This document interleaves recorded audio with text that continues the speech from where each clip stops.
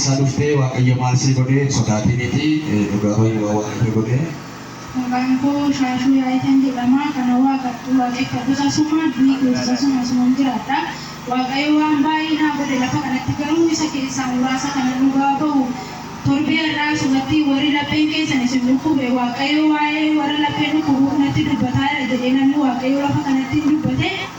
Achi booda immoo nama baay'eetu ba'ee ani sodaachaa ture isa dhumaarra nan dhufee humnaan hafuurri qulqulluun nan mul'ise. Yeroo sani kaasee waaqayyo dhukkuba kan kootirraa bilisa na baasee bakka nagaa turetti dhaqame yeroo sanirraa jalqabe. Dhibeen laphee kun hagam sana ture? Yeroo ulfaa jalqabaatiin nan ofirratti argee bakka yeroo hundumaa halkan na dhukkubaa guyyaa na dhukkubaa na gaggabsaa hafuura addaan na kutaa na hadoodhaa guyyaa sanii wasitti baay'ee na dhukkubaa ture waan masaa osoo yaadaa jiru waaqayyo ergaa kana fide achii booda naaf fayyee bakka gammachuutu natti dhaga'ame. Ergaa akkasitti dhufe guyyaa san torbee har'aanii achii booda bakka. Biyya dattaa umurii bara sirra ture yeroo sirra ture dhibee laphee kun hagam sirra ture? Waggaa torba ammatti. Waggaa torba guutuu? Waggaa torba kana guutuutti rakkachaa turte? Itti rakkachaa kan ture yeroo baay'ee halkan bakka kan ta'anitti na hadoodhaa akka waan lafee na dannabee kanatti xixiqqeetti na jaa bakka. Achii booda amma nagaa kootti na fayyee bakka yeroo sanirraa kaasee na fayyee asumatti osoo asii waliin deebi na fayyee. Asumatti yeroo isin kadhatan? Nama fayyisuuf galata guddaa dabalaan illee gabasaa goofticha.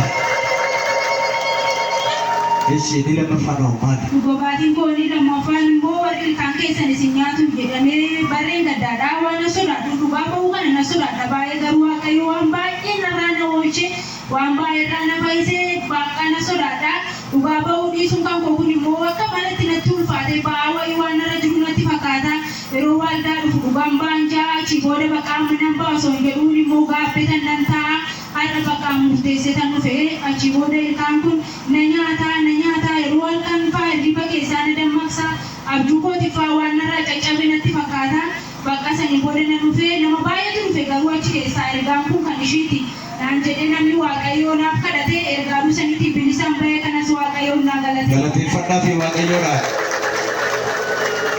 Dhugaatiin koo inni sadaffaan immoo yeroo tokko na dhukkube ammasii mana yaalaa nan deemee achii booda limmoos fixee qorichas fixee booda ammas immoo guyyuma limmoo fixe sanii booda badee jira mana namaa nagumaan taa'ee taphachaa jiru wanni ta'e narra galabbatame qaamqeen ija dura na faca'ee wanna na dhukkubus hin beeku miila koo kana keessaa humna yaa'ee matatti wanna kaataa hafuura addaan na kutaa bakka waan hunduu ta'u natti fakkaata achii booda kana nama waaqayyootti baay'ee muddamee harka waan ta'eef naan bilbilanii achii booda bilbilanii ennaa yeruma san bishaan burcuqqootti qicciitii harka irra kaa'e digimtiitu isin irratti ergamee foon irratti hojjetamee dallarraan darbame jedhamee anis immoo ija kootiin argeera achii booda afaan lama bichaa irratti bishaan isaa irratti labsiin baasee mataa kee irratti naqadhu naan jedhe namni waaqayyoo yeruma sanitti kanan duudhaaf lubbuun koo na keessaa bahuuf ka'e bakka lubbuun koo natti deebi'ee naaf fayyee kanas waaqayyoon na galateeffadhaa waaqayyoodha.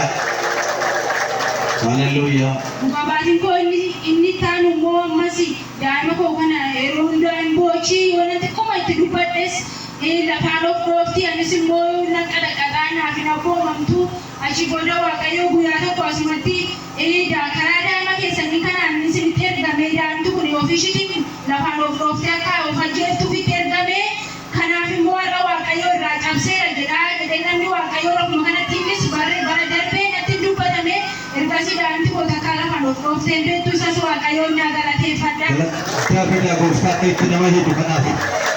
Ammas immoo lafuma kanatti namni asumatti faarfadhee bu'ee faarfannaarraa yeroo buusanitti dhugaadha yeroo sanitti dhugaadha yoo kanan bahuu qabu garuu waan sodaadhetti maleeni yeroo san ol bahee kan faarfadhee bu'ee malee nuti beekuu ji'a darbeera bakka mataa koo kana na qabaa osuman taa'uu na gaggabsaa lafaan na baraa mataa koo kana na qabaa waan an ta'us hin beeku waan na dhukkubus hin beeku guyyaa san maaloo waaqayyo ati natti dubbadhu maalmoo wanta kana na godhu kuni bakka osoo si qabuu nyaatamaa osoo si qabuu hundumaa na salphadhaan jeetana nan bu'a achii booda waaqayyo karaa nama isaatiin halkan edaa waa'ee nama kanaa gisee sadi natti dubbatee jedhee ergaan karaa nama waaqayyootiin natti dubbatamee fuulduratti na baasanii naaf kadhatanii yeroo sanii jalqabee nagaan gadhee boqonnatu naaf ta'ee gammadaatan galee kadhanna koo narraa ajjeesu hundumtuu narraa ka'ee waaqayyoon sirriitti naa galateeffadha. Galata guddaa gooftaa nama hiiku kanaaf.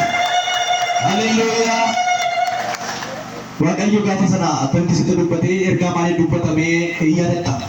Ergaa baay'eetu natti dubbatamee maraatuudhaa fi hafuurri wayiitti ergamee karaa duuba ishiitiin dhiigan tuqamee harka ishii qorichaan gisee lama tuqamee sammuu ishii keessaa hafuuruudhaa fi ji'a itti mana keessa maraachuu fi jedhamee natti dubbatamee dhuguma yoo narratti ta'uu garuu baate bilchinni sun torbee darbe kana keessatti narratti mul'atee ture osuma deemuu karaa wallaalaa osuma bakka san jiruu bakka san wallaalaa mataan koo kun bakka lama natti ta'ee bakka gadi tokkoof na beekaa gadi tokkoof nan beeku waan an ta'e wallaalee garuu waaqayyo na oolcheera na fayyiseera salphina kanarraa na hambiseera waaqayyo na gala. Hallelujaa galata guddaa gooftaadha. Iyyaa ol ka'aa dhaabadhaa sabni waaqayyo galata guddaa fida.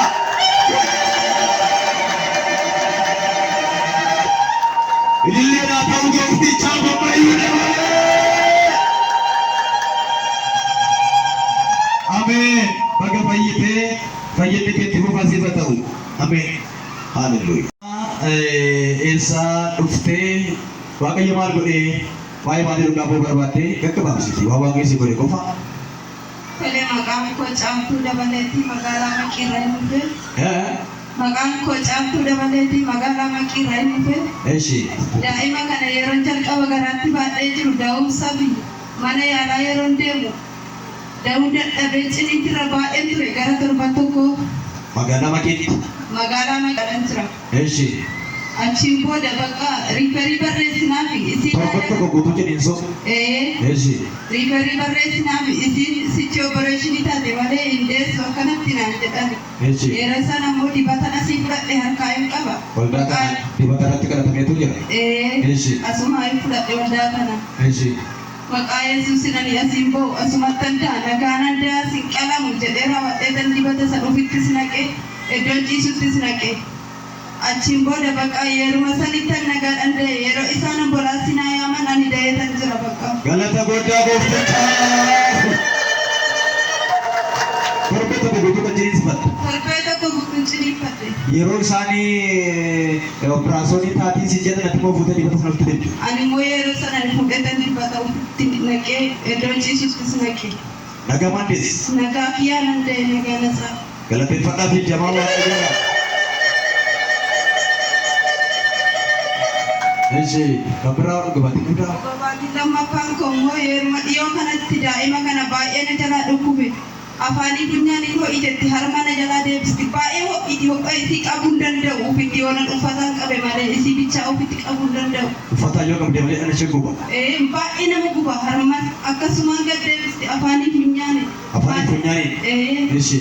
Maaliif akkana taati daa'imti kun jedhee raawwadheetan mana yaalaa geesse qorichi isaan kennanii karaa itti caalchisee achiin booda deebiseetan as ijoollee magaalaa kana keessa jirtu bilbilee sagantaan as hin jiraa jennaan hin jiraa koottu naan jedhan daa'ima kana qabadheetan dhufe. Gara lafa kanaa. Eeshi. Naa qabattee as dhufee jennaanis daa'imti kun akkatti naa fayyite naa kana dhufee jennaan fayyiteetti dhugaa bahii deebi'iitti naan jedhe namni waaqayyoo. Achiin booda daa'imti koo natsaanaaf taatee naaf fayyite sa'aatu manas dhufee waldaa akkana seenetti afaanii funyaanii kana hojjetu sirraa hafee isa salphina na oolche gooftaa Yesuus naa Galatee guddaa gooftaa fatawulichaa jamaa gooftichaa. Hallelujaa. Baga fayyite manni keessa biyyi keessa baga hiitame dinqii harka waaqayyo baga fudhatte.